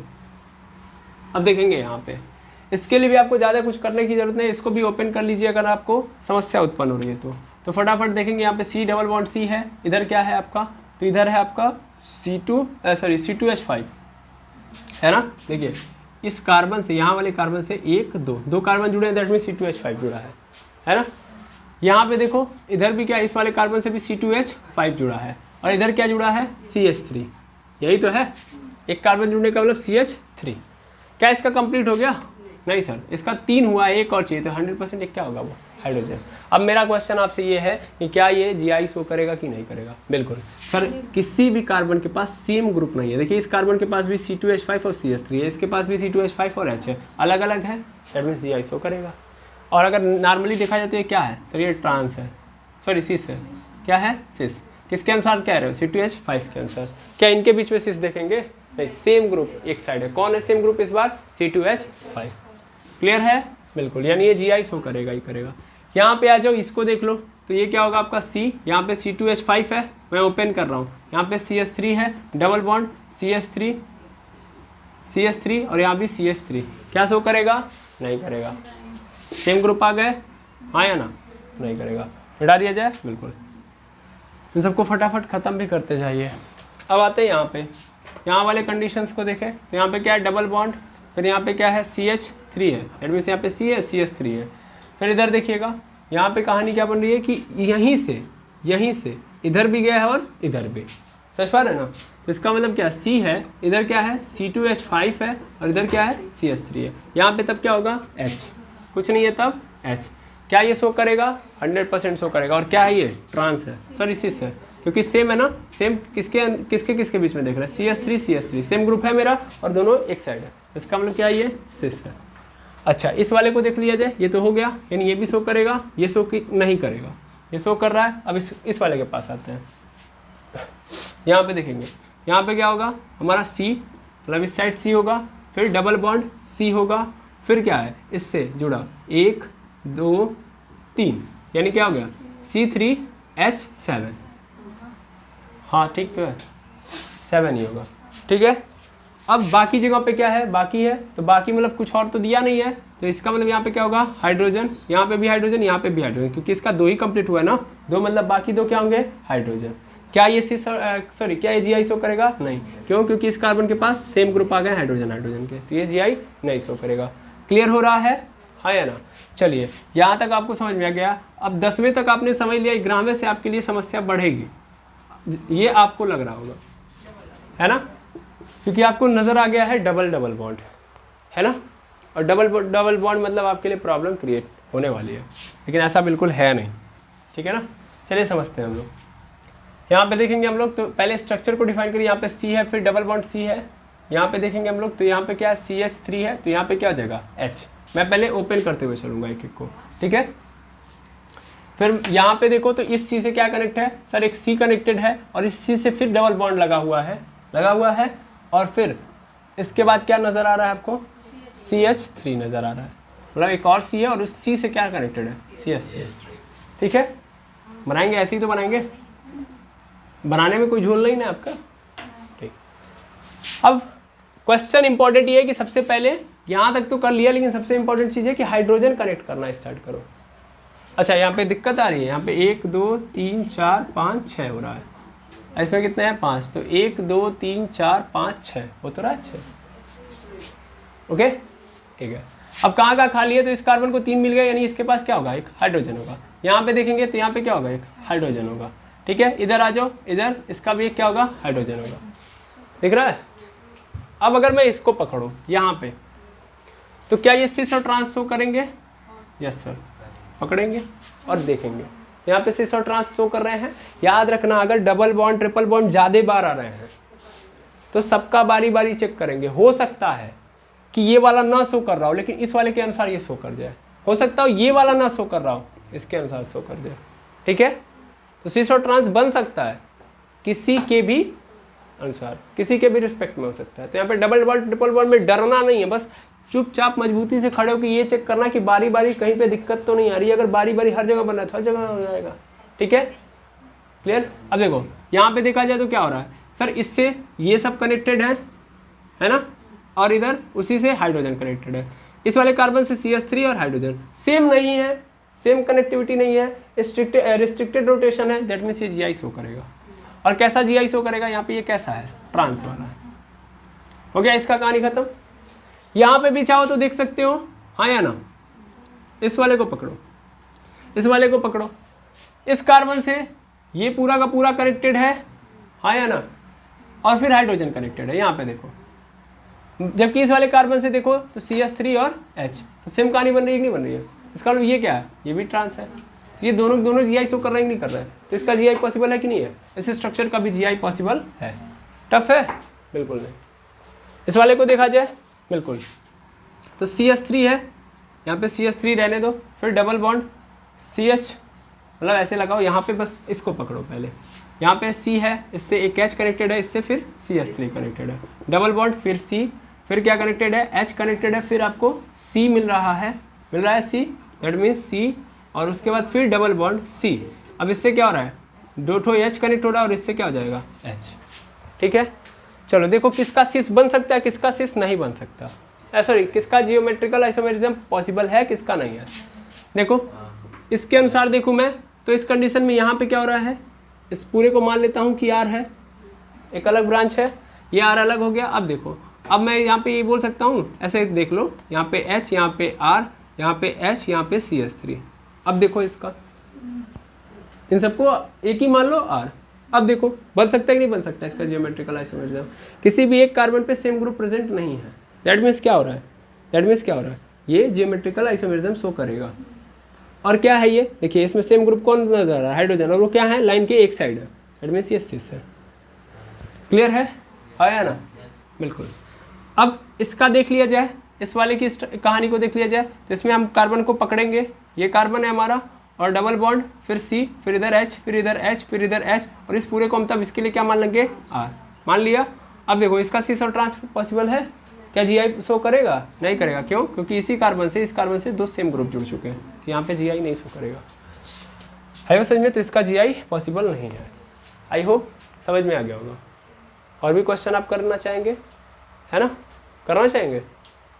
चलिए ठीक है, तुम एक बार पॉज करिए, फिर क्वेश्चन देता हूँ मैं। ये मान लीजिए फिर, चलिए ये हमारे पास पुनः क्वेश्चन आ गया है। तो अभी जैसा कि मैंने जिस टाइप से क्वेश्चन किया उस टाइप पे ये क्वेश्चन आपको नज़र आ रहे होंगे, तो इनको चेक करना आपके लिए एज पॉसिबल एज ईजी है। अभी आप कर सकते हैं इनको। तो ये पाँचों के पाँचों मैं आपको होमवर्क दे रहा हूँ। बाकी ये क्वेश्चन थोड़े से आपके लिए क्रिटिकल हो सकते हैं, तो इसलिए मैं उसको सॉल्व कर दे रहा हूँ। लेकिन ये पाँचों के पाँचों आपके लिए क्या है? होमवर्क है। तो इन पाँचों को आप खुद करेंगे, ठीक है? अगर इन पाँचों में भी कोई डाउट आता है तो आप लिख दीजिएगा doubt, question number 1, question number 2, question number 3, जो भी है तो डाल देंगे, तो आप मुझे पता चल जाएगा कि ये पाँचों की बात हो रही है, ठीक है? ठीक। अब मैं इनकी बात कर लेता हूँ। जो ये हमारे पास है, जैसा कि आप देख पा रहे होंगे, ये हमारे पास जो कंपाउंड्स है इनका हम लोग कैसे पता करेंगे कि ये GI शो करेंगे कि नहीं। तो ईजी है, बिल्कुल ईजी है। जैसे मैं इसको पकड़ लूँ तो यहीं पे आके देख लीजिए, यहाँ पे C है, यहाँ पे भी C है, और इस C से बड़े सिंपल वे में समझेंगे। इस C से इस साइड और इस साइड दो अलग अलग कहानियाँ हैं। जैसे पकड़ो, मुझे ये नहीं पकड़ना है कि इधर और इधर क्या है, मुझे पकड़ना है ये जो C है, C डबल बॉन्ड C है, इससे जाके क्या जुड़ा है? C। इधर भी क्या जुड़ा है? C। इधर भी क्या जुड़ा है? C। और इधर भी क्या जुड़ा है? C। अब आपके अनुसार क्या होगा? ये GI शो करेगा? नहीं करेगा। ये GI नहीं शो करेगा। सीधा मतलब है भाई, इस C से कनेक्टिविटी क्या है? सेम एटम्स की है, चारों सेम हो गए। लेकिन कई महानुभाव ऐसे आएंगे जो ये कहेंगे कि नहीं सर, इधर क्या है हमारे पास? तो सर 1 2 3 4 5, यानी ऐसे क्या है? पेंटागन है। और इधर क्या है? इधर क्या है? ब्यूटागन है। ब्यूटागन बोलते हैं उसको, टेट्रा है, वैसे में टेट्रागन बोल सकते हैं। तो ये टेट्रागन है, ये क्या है? पेंटागन। इधर पेंटागन है, इधर ब्यूटागन, टेट्रागन है। तो फिर क्या अलग अलग है कि नहीं है? ऐसा बिल्कुल मत सोचिएगा, हमको इस कार्बन से कनेक्टिविटी देखनी है। तो अलग अलग है? नहीं सर, सब सेम है, इसलिए GI नहीं शो करेगा। यहाँ वाले कंडीशन में देख लो, बस इस कार्बन को पकड़ो, इस कार्बन को पकड़ो, यहाँ पे कार्बन है, यहाँ पे कार्बन है, तो ऐसे लिखो C डबल बॉन्ड C लिख दिया। इधर O है, इधर C है, इधर O है, इधर C है। क्या है? ये शो करेगा GI? बिल्कुल सर, सिंपल वे में देखा जाए तो क्या है? तो सिस है ना? Oxygen oxygen C। क्लियर है? तो इस कंडीशन में क्या बोल सकता हूँ? सिस है ये। खत्म। GI शो करेगा? 100% करेगा। यहाँ पे देख लिया जाए, बिल्कुल देख सकता हूँ मैं, जैसा कि यहाँ वाले कंडीशन में देख सकते हो आप। यहीं पे इस H2 को चेंज कर दो, इधर H इधर H करेगा। अभी H2 था ना, क्या था? CH2 था ना। इधर बहुत सारी कहानियाँ हैं। तो इस कंडीशन में अगर मैं यहाँ से देख रहा हूँ तो H, तो ये वाला तो शो नहीं करेगा, ये वाला शो नहीं करने वाला है। अच्छा, इसकी कहानी देख लो, क्योंकि अलग अलग कई सारे हैं। मैंने आपको बताया मल्टीपल बॉन्ड अगर कई सारे आ रहे हैं तो हर को चेक करना है। इसके अनुसार तो ये GI नहीं शो करेगा, है ना? लेकिन यहाँ वाले कंडीशन में देख लें हम, तो यहाँ वाले कंडीशन को देखिएगा, यहाँ वाले को बस पकड़ूंगा मैं, तो ये C, फिर इधर H, फिर इधर C, ठीक है ना? या पूरे को मान लो R, सीधी कहानी R डबल बॉन्ड, फिर क्या है? C, फिर इधर H, फिर इधर H। ये शो करेगा? नहीं करेगा। ये वाला भी नहीं शो कर रहा है ना? अब इसकी कहानी को हम लोग देख लेते हैं, ये शो करेगा कि नहीं करेगा। तो चलिए इसको देख लेते हैं हम लोग। C, यहाँ पे C है, डबल बॉन्ड है, फिर इधर क्या है? R है ना? तो इधर क्या होगा? H होगा। और फिर यहाँ पे देख लेते हैं C, फिर इधर क्या होगा? H। क्या 3 ही तो नहीं चाहिए? इधर भी तब क्या लाना पड़ेगा? H। क्या शो करेगा? ये भी नहीं शो करेगा। दैट मीन्स तीनों के तीनों शो नहीं करेंगे। दैट मीन्स इनमें से किसी का भी GI नहीं बन पाएगा, ठीक है? तो यहाँ से क्लियरली, ठीक है, हम बोल सकते हैं कि तीनों का तीनों GI नहीं बन सकता। ओके, अब यहाँ पे आए, यहाँ वाले कंडीशन को देख लें हम लोग। बिल्कुल यहाँ पे देख लीजिएगा, यहाँ पे क्या है? C डबल बॉन्ड C, इधर क्या है? CH3 है, इधर क्या है? H है। और यहाँ पे देखिएगा, यहाँ बहुत ज़रूरी है, यहाँ से आया है C और इधर भी क्या है? C। भाई यही तो हुआ होगा। लेकिन थोड़ा पकड़ना, इस C से CH3 जुड़ा हुआ है। एक सेकेंड रुको, कैसे ऐसे कैसे बोल सकते हो? ये C है, इससे क्या है? C, और इस C से ये CH3 जुड़ा हुआ है, तो इधर भी C ही है, लेकिन इस C से CH3 जुड़ा हुआ है। समझ पा रहे हैं? जबकि इस C से क्या जुड़ा हुआ है? केवल C, सिंपल C, या बोल सकता हूँ क्या जुड़ा हुआ है, यहाँ पे 1 2 तो यानी CH2 जुड़ा होगा, यहाँ पे CH2 जुड़ा है और यहाँ पे क्या जुड़ा हुआ है, तो यहाँ पे 1 2 यानी यहाँ पे क्या है CH है ना, क्या सेम जुड़ा हुआ है, अरे भाई यहाँ पे क्या है CH है, यहाँ पे क्या है CH2 है, ऐसे पकड़ लो तो क्या सेम है, नहीं है। भूल के भी गलती मत करिएगा यहाँ पे इस चीज़ को, जैसे यहाँ वाला तो सिंपल था ना, दोनों साइड में कुछ वेरिएशन नहीं थे, यहाँ पे वेरिएशन है, यहाँ पे वेरिएशन है। इस कार्बन से खुद CH3 जुड़ा हुआ है पहली बात, और यहाँ पे CH और यहाँ पे क्या है CH2 है, तो अलग अलग है फिलहाल के लिए, तो इसका मतलब ये GI शो करेगा, और ये कैसा वाला होगा सर, ये EZ वाला होगा। तो आई होप आपको GI शो करेगा कि नहीं करेगा ये समझ में आ गया। और किसी का भी सिस और ट्रांस क्या होगा, यानी किसी भी आइसोमर का सिस और ट्रांस क्या होगा, जियोमेट्रिकल आइसोमर का कैसे डिफाइन करेंगे वो भी आपको पता चल चुका है। यानी अगर हमको जियोमेट्रिकल आइसोमर दे रहा है तो अगर वो सिस है कि ट्रांस है वो बताना हो तो आप बता लोगे, है कि नहीं है। अब अगर आ गया इतनी बात तो फिर अब हम आगे की ओर बढ़ेंगे और ये सीखेंगे कि अगर मान लीजिए कनेक्टिव एटम जो है चारों के चारों क्या हैं डिफरेंट है, तो उनके लिए हम क्या करेंगे। लेकिन फिलहाल के लिए मैं एक अच्छी से अच्छी बात आपको समझा दूँ, और वो अच्छी से अच्छी बात क्या है कि मैंने आपको पहले ही बोला था कंफर्ट जोन में ना रहें, ठीक है। तो इम्पॉर्टेंट चीज़ क्या है यहाँ पे नोट करेंगे और समझेंगे कि मैंने आपको 2 एग्जांपल अभी दिए थे कुछ देर पहले, जहाँ पे ये बताया था कि ये मान लीजिए C है, इससे CH3 है, फिर डबल बॉन्ड है, फिर इधर CH3 है, ठीक है, इधर खाली है, इधर खाली है, ठीक है, आया समझ में पहला। दूसरा हम लोगों ने फिर ऐसे ही देखा था, C डबल बॉन्ड C था, इधर क्या था आपका CH3 था, इधर क्या था आपका Br था समथिंग, और इधर क्या था आपका, इधर CH3 था और इधर क्या था खाली था, है ना। तो कभी भी अगर खाली होगा तो GI नहीं शो करेगा, ठीक है, इतनी बात समझनी थी। अब ऐसा आज से स्टार्ट होगा, हर वीडियो के अंदर करेंगे हम, ठीक है। एक ऐसा इंपॉर्टेंट पॉइंट जो आपको पकड़ना पड़ेगा और वो यही है, ठीक है, याद रखेंगे क्या कि भैया अगर खाली रह गया यानी 4 कनेक्टिव एटम होने चाहिए, हर एटम से 2 होने चाहिए कनेक्ट, अगर नहीं हो रहे हैं तो उस कंडीशन में GI नहीं शो करेगा। क्लियर है, ऐसा नो। और हम लोगों ने शायद डबल बॉन्ड नहीं लिया था, ट्रिपल बॉन्ड था, इस कंडीशन में ऐसा हो रहा था। भाई ये कारण क्या था, यहाँ पे डबल बॉन्ड नहीं था, यहाँ पे ट्रिपल बॉन्ड था, तभी तो 0 आ रहा था, खाली होने का कारण यही था, नहीं अदरवाइज क्या था H। तो शायद नहीं, वो 100% श्योर लेके चलेंगे, ठीक है। ये छोटे छोटे कॉन्सेप्ट है लेकिन मिस कॉन्सेप्ट वाली कहानी क्रिएट करेंगे कि ट्रिपल बॉन्ड के केस में हो सकता है क्या, 100% होगा कि एक कार्बन को 2 नहीं मिलेंगे, एक ही मिलेगा, और हमको चाहिए कितने 2 GI शो कराने के लिए, तो उस कंडीशन में फंस जाएगा मैटर हमारा। क्लियर है कि नहीं है, यस और नो। इस बात को लेके 100% श्योरिटी के साथ रहिएगा, ओके। तो ट्रिपल बॉन्ड में हमारे लिए क्या है, बाधा है, इसीलिए हम लोगों ने किसको लिया है, डबल बॉन्ड। अब आया समझ में, ट्रिपल बॉन्ड में क्या समस्या है, यही समस्या है। ट्रिपल बॉन्ड यदि आ रहा है, देखो रिस्ट्रिक्शन क्या बोलते हैं, जो रोटेशन होना चाहिए वो क्या होना चाहिए, रिस्ट्रिक्ट होना चाहिए। अब वो हमको डबल बॉन्ड में भी मिल रहा है, ट्रिपल बॉन्ड में भी मिल रहा है, लेकिन ट्रिपल बॉन्ड की समस्या क्या है कि कनेक्टिव एटम क्या होंगे, केवल सिंगल मिलेंगे, डबल नहीं मिलेंगे, जहाँ से हम क्या बोलते हैं सिस और ट्रांस की कहानी को एज्यूम ही नहीं कर सकते। तो इसीलिए जियोमेट्रिकल आइसोमेरिज्म किसके लिए होता है, किसके लिए होता है, डबल बॉन्ड यानी एल्कीन वाले स्ट्रक्चर के लिए होता है, और ये शुरुआती दौर में ही आपको बता दिया गया, हाँ या ना। इसीलिए मैंने बोला था ना, तो ये आज के पूरे लेक्चर का कोर पॉइंट है कि हम एल्कीन क्यों लेते हैं, एल्काइन क्यों नहीं लेते हैं, क्योंकि हमारे पास जो कनेक्टिव एटम होंगे वो क्या होंगे, एक ही होंगे। तो अब सिस ट्रांस तभी तो शो करोगे जब एरियल डिस्टेंस मिलेगा। भाई एरियल डिस्टेंस किसके अंदर लेके आओगे, एरियल मतलब इस एटम के इस एटम, मतलब ये कार्बन है ये कार्बन है, ठीक है ना।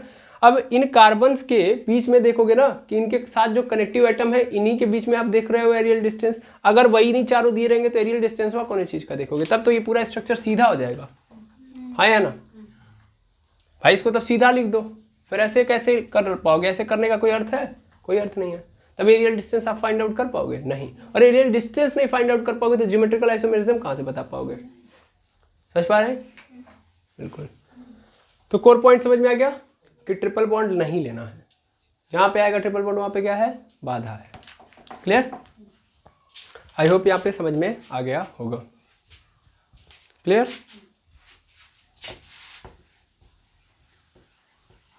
अब देखिएगा आगे, अब हमको क्या पढ़ना है EZ कॉन्फ़िगरेशन, या बोल सकता हूँ EZ रूल भी बोल सकते हो, कोई दिक्कत नहीं है। लेकिन उससे पहले हमको CIP रूल पढ़ना पड़ेगा। CIP रूल, मैं यहाँ पे डायरेक्ट CIP रूल बोल रहा हूँ, ठीक है। अब CIP रूल है क्या, तो ये साइंटिस्टों का नाम है, कॉर्न इनगोल्ड प्रीलॉग रूल, ठीक है। अब ये रूल क्या था, इसको मैं आपके सामने रखूँगा और ये रूल आपको समझने हैं, ठीक है। इन्होंने रूल किसका दिया था इसको समझिए। पहले मैं रूल डायरेक्ट लिखवाऊंगा नहीं, पहले समझा देता हूँ कहानी क्या हो रही है।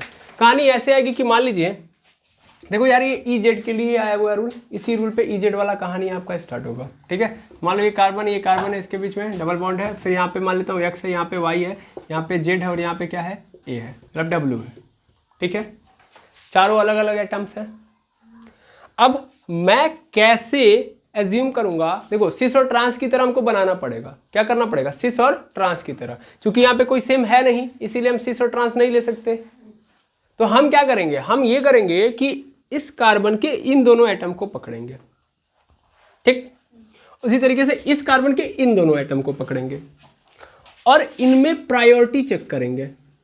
मतलब X और Y में देखेंगे कि X और Y में मोर प्रायर कौन है, यानी क्या इनके बीच इनकी प्रॉपर्टी के अनुसार ये चेक करेंगे कि कौन इन दोनों में से ज़्यादा सर्वश्रेष्ठ है ना, बेस्ट कौन है। बेस्ट का मतलब समझ पा रहे हैं ना, कुछ एक्टिविटी ऐसी होगी जो उनको अलग बना रही होगी या बेस्ट बना रही होगी दूसरे वाले से, चेक कर लेंगे। ऐसे यहाँ पे भी हम करेंगे, Z और W के बीच में प्रायोरिटी चेक करेंगे कि कौन बेस्ट है।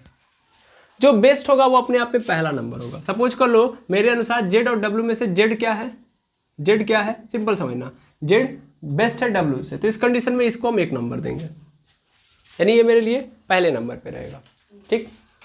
अगर यहाँ पे देखें X और Y में, तो X और Y में मैं मान लेता हूँ कि X मेरा क्या है, बेस्ट है Y से अपने प्रॉपर्टी के आंसर पे, तो X को मैं यहाँ पे क्या दे दूंगा, 1 नंबर दे दिया। अब ये भी 1 नंबर, ये भी 1 नंबर, तो हमारे लिए अब सेम हो गया कि नहीं हो गया, हो गया। पकड़ना ध्यान से।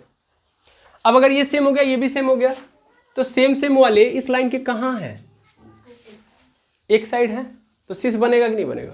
लेकिन हमारे अनुसार अब सिस नहीं बनेगा। अब यहाँ पे कहानी चाहिए, सिस ट्रांस तो मतलब सेम ग्रुप के लिए था ना, लेकिन अभी सेम ग्रुप है नहीं, मैं एज्यूम कर रहा हूँ, तो चीज़ें भी चेंज होंगी। तो यहाँ पे आ जाएगा EZ, ठीक है। अब EZ क्या होता है, E से क्या होता है, इंटेजीजेन,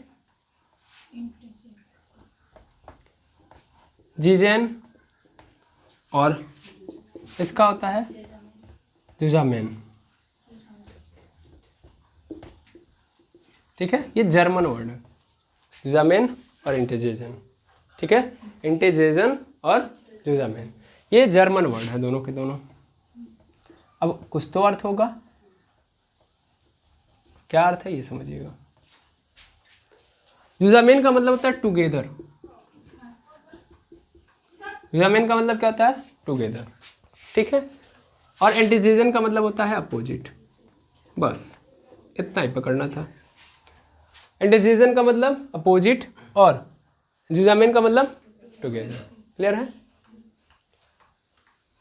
अब मैं क्या कर लूंगा, प्रायोरिटी के अनुसार मैंने पकड़ लिया, वो एक है, वो एक है, और वो एक वाले क्या है, एक साथ है कि नहीं है ना। अब समझना ध्यान से, एक साथ है तो एक साथ का मतलब टुगेदर मतलब साथ में, और एंटीजीजन मतलब अपोजिट। करना क्या है, उससे भी आसान। अगर नहीं पकड़ पा रहे हो टुगेदर और साथ में, टुगेदर और अपोजिट वाली कहानी नहीं समझ में आ रही है, तो सिंपल, अगर मैं यहाँ से यहाँ तक देखूँ तो वैसे ही नॉर्मली एज्यूम करूँगा। अभी मैं करूँगा ना तो फिर बहुत समस्या आती है आप लोग के अंदर, जो समस्या है। जैसे मैं यहाँ पे एज्यूम करूँगा कि मान लो यहाँ पे देखिएगा, मैंने यहाँ पे Z ले लिया है, यहाँ पे क्या ले लिया है, X, थोड़ा सा अच्छे से ले लेता हूँ, X ले लिया। अब मैं अगर यहाँ से देखूँ तो क्या ये अल्फ़ाबेट मतलब ग्रीक वर्ड का E बन रहा है कि नहीं बन रहा है, बन रहा है ऐसे, हाँ या ना। बीच में ऐसे कर दूँ तो E बन गया, E जैसा एज्यूम कर सकता। मुझे पता था 100%, इसीलिए मैं बोल दिया कि आप लोग थोड़ा सा अविश्वासी लोग हैं कि एकदम एग्जैक्ट E नहीं बना। कहाँ E बना, बीचवा वाला E नहीं, आपके मन में चल रहा है, लेकिन मैंने आपको पहले ही बोल दिया एज्यूम कर लो ये ई बन रहा है कि नहीं बन रहा है। तो ई जैसा दिख रहा है, जिनको प्रायोरिटी दी थी उनके बीच में अगर देखा जाए तो कैसा बन रहा है, ई जैसा बन रहा है कि नहीं बन रहा है स्ट्रक्चर। तो अगर ई जैसा बन रहा है, ठीक है, तो इसका मतलब क्या होगा, वो जेड होगा। ई जैसा बनेगा इसका मतलब वो क्या होगा, जेड। समझ पा रहे हैं? नाम से पकड़ लो तो अच्छी बात है, टुगेदर होंगे तो जेड, अदरवाइज ई बन रहा है तो जेड। ठीक है, क्योंकि इस दुनिया में जैसा दिखता वैसा होता नहीं है। आप लोग जैसे दिख रहे हैं वैसे हैं थोड़ी ना, है कि नहीं है? नहीं, उग्रवादी तो नहीं दिख रहे हैं, मैंने ये थोड़ी ना बोला कि आप उग्रवादी दिख रहे हैं या आप लोग उग्रवादी दिख रहे हैं। नहीं भैया, आप आतंकवादी भी नहीं है। देखिए, आप लोग टेररिज्म को यहाँ पे सपोर्ट मत करिए। यहाँ पे आप लोग ज्योमेट्रिकल आइसोमेरिज्म पढ़ रहे हैं, आप लोग क्या बात कर रहे हैं बताइए। हमने ये बोला कि जैसा आप लोग दिख रहे हैं वैसा नहीं है कि नहीं? हर व्यक्ति का नेचर है, जैसा दिखता है वैसा होता नहीं है। ठीक है, बिल्कुल। तो ई अगर दिखा तो इसका मतलब क्या है, जेड है। और सपोज कर लो मैंने इस एक्स को यहाँ पे रख दिया, एक्स को यहाँ पे रख दिया, इसको यहाँ पे, मुझे पता है एक्स को मुझे 1 नंबर देना है, इनको पहले ही से कंफ्यूजन नहीं है, क्रिस्टल क्लियर है, जेड बन जाएगा। बहुत समस्या है भाई आप लोगों में। अब मैं यहाँ से मिलाऊं, ठीक है, ये जेड बन गया। तो अगर जेड बना तो इसका मतलब ई है। आई बात समझ में? समझ में आया कि नहीं आया? सेम वाले अगर क्या कर रहे हैं, मतलब जो प्रायोरिटी वाले हैं, जिनको प्रायोर माना गया है, उनके बीच में अगर इमेज कैसी बन रही है, ई, तो इसका मतलब जेड। ठीक है, और अगर उनके बीच में क्या स्ट्रक्चर डिफाइन हो रहा है, जेड, तो इसका मतलब ई। जैसा दिखेंगे वैसा नहीं, उसके अपोजिट। क्लियर है? यस और नो? अच्छी बात है। तो आई थिंक आपको समझ में आ गया होगा। लेकिन ये प्रायोरिटी के लिए, यानी इसकी प्रायोरिटी चेक करने के लिए हमको क्या करना पड़ेगा, ये रूल पढ़ना पड़ेगा। ई जेड कैसे डिफाइन करेंगे ये समझ में आ गया, लेकिन उसके लिए हमको क्या करना पड़ेगा, इस रूल को पकड़ना पड़ेगा। इन रूल्स के थ्रू ही आप क्या कर सकते हो, ये प्रायोरिटी बता सकते हो। क्लियर है? CIP क्यों पढ़ने जा रहे हैं, ताकि हम ये चेक कर पाएँ कि इन एटम्स के बीच में कनेक्टिविटी जो है, जो कनेक्टिव एटम है, उनमें प्रायोरिटी कैसे चेक करेंगे, प्रायोरिटी कैसे डिफाइन करेंगे। ओके, इसको 1 मानेंगे। क्लियर? तो चलिए स्टार्ट करते हैं। ठीक है, चलिए स्टार्ट करते हैं रूल्स।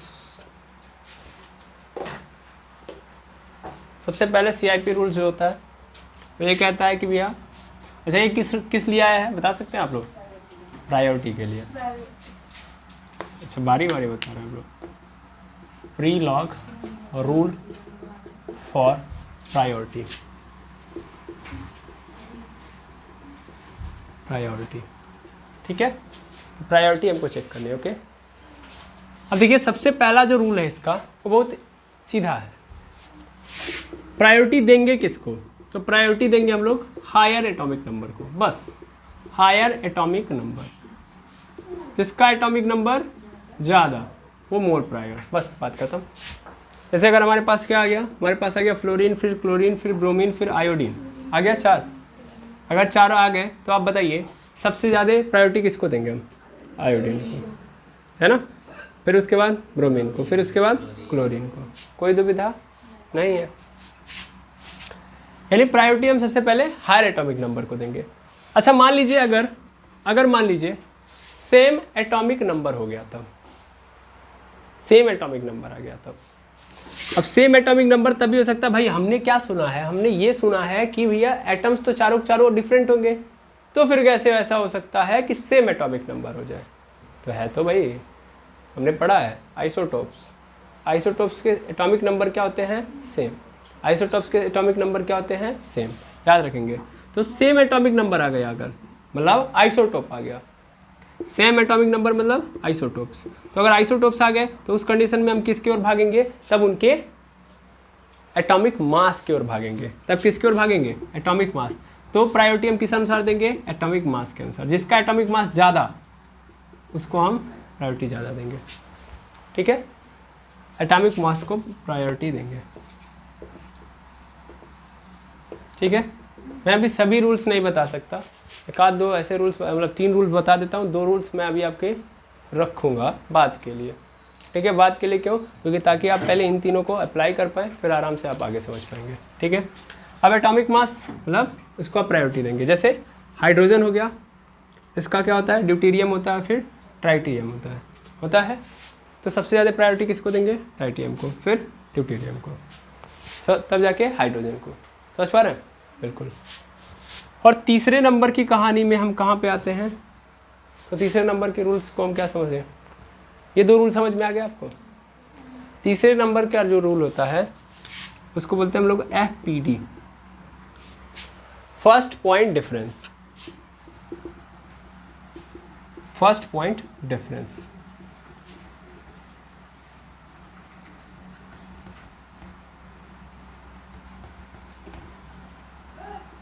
क्या मतलब है इसका, फर्स्ट पॉइंट डिफरेंस मतलब फर्स्ट पॉइंट का डिफरेंस हमको देखना है, फर्स्ट पॉइंट का डिफरेंस देखना है। फर्स्ट पॉइंट डिफरेंस मतलब फर्स्ट पॉइंट का डिफरेंस देखना है। अभी मैं समझा दूंगा, पहले नाम पकड़ लो, नहीं तो फिर आपको ये क्या लगेगा, बेकार लगेगा, वेस्टलेस नजर आएगा। फर्स्ट पॉइंट डिफरेंस मतलब फर्स्ट पॉइंट का डिफरेंस देखना है। मतलब अगर मान लीजिए कार्बन से कनेक्ट हैं एटम्स, और कैसे कनेक्ट है, गुच्छे में। गुच्छे मतलब अभी वो एक एटम नहीं है, मॉलिक्यूल्स के फॉर्म में कनेक्टेड है।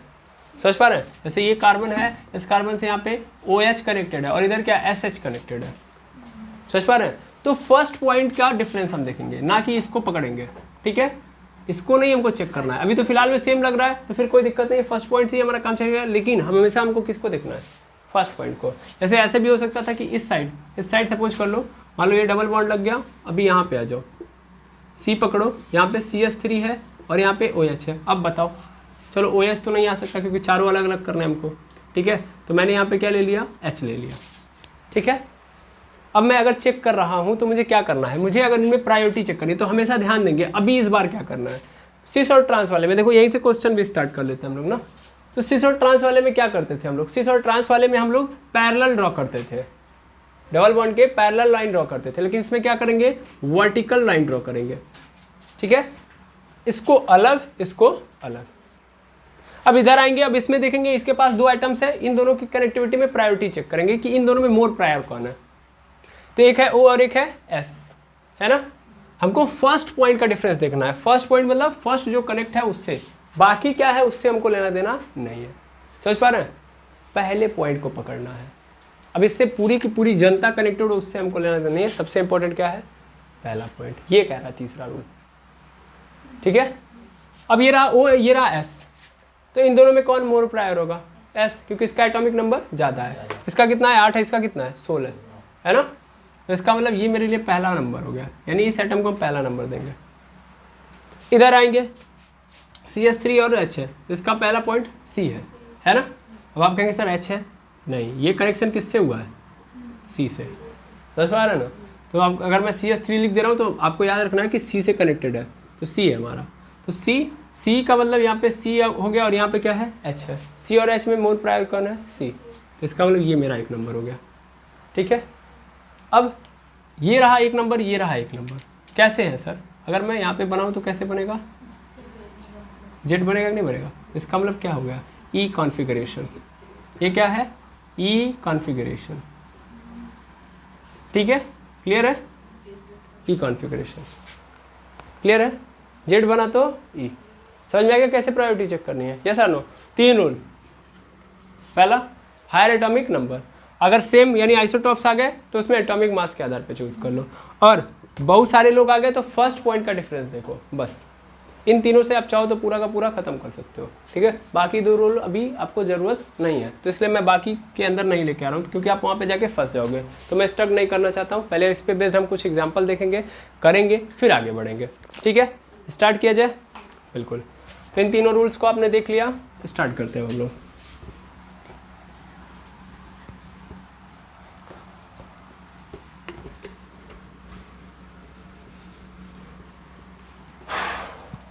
अब देखिए, सबसे पहला हमारे पास जो एग्जांपल आ रहा है वो कुछ ये है कि यहाँ पे C है, डबल बॉन्ड C है, यहाँ पे F है, यहाँ पे Cl है, यहाँ पे Br है, यहाँ पे I है। ठीक है, कर लेंगे इसको। बिल्कुल, क्या करेंगे, सबसे पहले प्रायोरिटी चेक करेंगे। प्रायोरिटी F और Cl में किसको प्रायोरिटी देंगे, इसको, कोई दिक्कत नहीं। फिर इन दोनों में किसको प्रायोरिटी देंगे, इसको। ठीक है, ध्यान से देखिए, तो कैसा बन रहा है, ई बन रहा है, इसका मतलब क्या हो गया, जेड कॉन्फ़िगरेशन। यहाँ पे देखेंगे, यहाँ पे लाइन ऐसे वर्टिकल ड्रॉ करेंगे अगर चेक करना हो तो। क्यों कर रहे हैं, ताकि अलग अलग करके हम चेक कर पाएँ। क्लियर है। ऐसे ही और देख सकते हैं हम लोग, बिल्कुल। यहाँ पे सी है, डबल बॉन्ड सी है, यहाँ पे बी आर है, यहाँ पे सी एल है, ठीक है। और इस बार क्या हो चुका है, यहाँ पे आई आ चुका है और यहाँ पे क्या आ चुका है, एफ। ठीक है। कैसे करेंगे हम लोग, फिर से इसको पहला नंबर, इसको क्या देंगे, उसको पहला नंबर देंगे, इधर इसको पहला नंबर। अरे भाई ब्रेक किया, इधर ये पहला नंबर, इधर ये, प्रायोरिटी मिल गई। कर सकते हैं हम लोग, बिल्कुल। ये क्या हो गया, ई, इसका मतलब क्या हो गया, जेड कॉन्फ़िगरेशन। कोई दिक्कत, बिल्कुल नहीं, आसान है, हाँ या ना। समझ में आ रहा है आपको, कोई दुविधा। चलिए और एग्जांपल देखें हम लोग।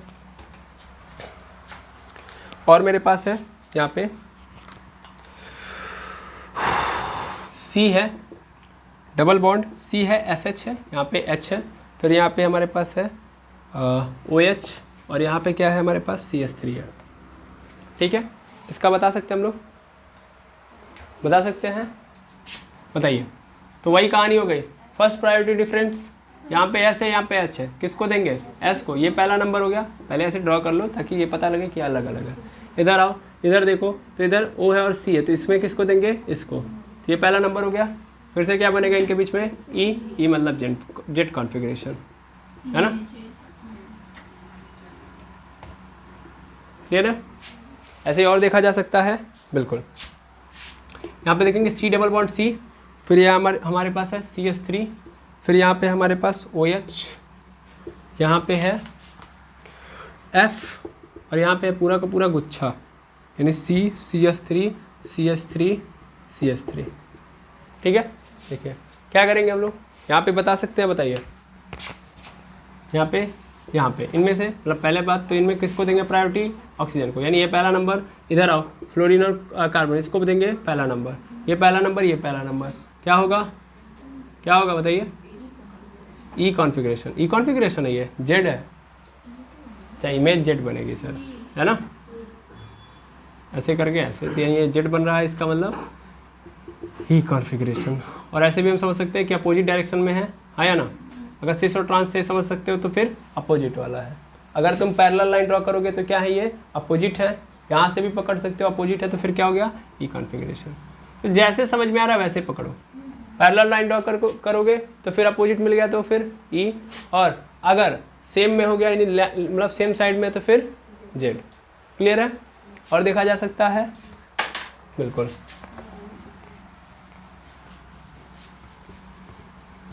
और देख लेते हैं हम लोग एक आध दो एग्जांपल, ताकि हमारा क्रिस्टल क्लियर हो जाए कॉन्सेप्ट। चलो बेटा, अगला example, C double bond C, फिर हमारे पास है SH, फिर हमारे पास है H, फिर यहाँ पे OH, फिर यहाँ पे हमारे पास CH3। ये हो गया है ना शायद, नहीं ये नहीं हुआ है, CH3 हुआ तो था शायद, अभी जस्ट हुआ है। ये देखिए, ये पहला नंबर था, इसको मिला था, और इसमें किसको पहला नंबर था, इसको मिला था। तो फिर क्या मिलेगा यहाँ पे, जेड, क्योंकि सेम साइड है, जेड कॉन्फ़िगरेशन। अब ज़्यादा दिमाग लगाएंगे ही नहीं, है ना। इधर देख लेते हैं हम लोग, इधर कोई और एग्जांपल है मेरे पास।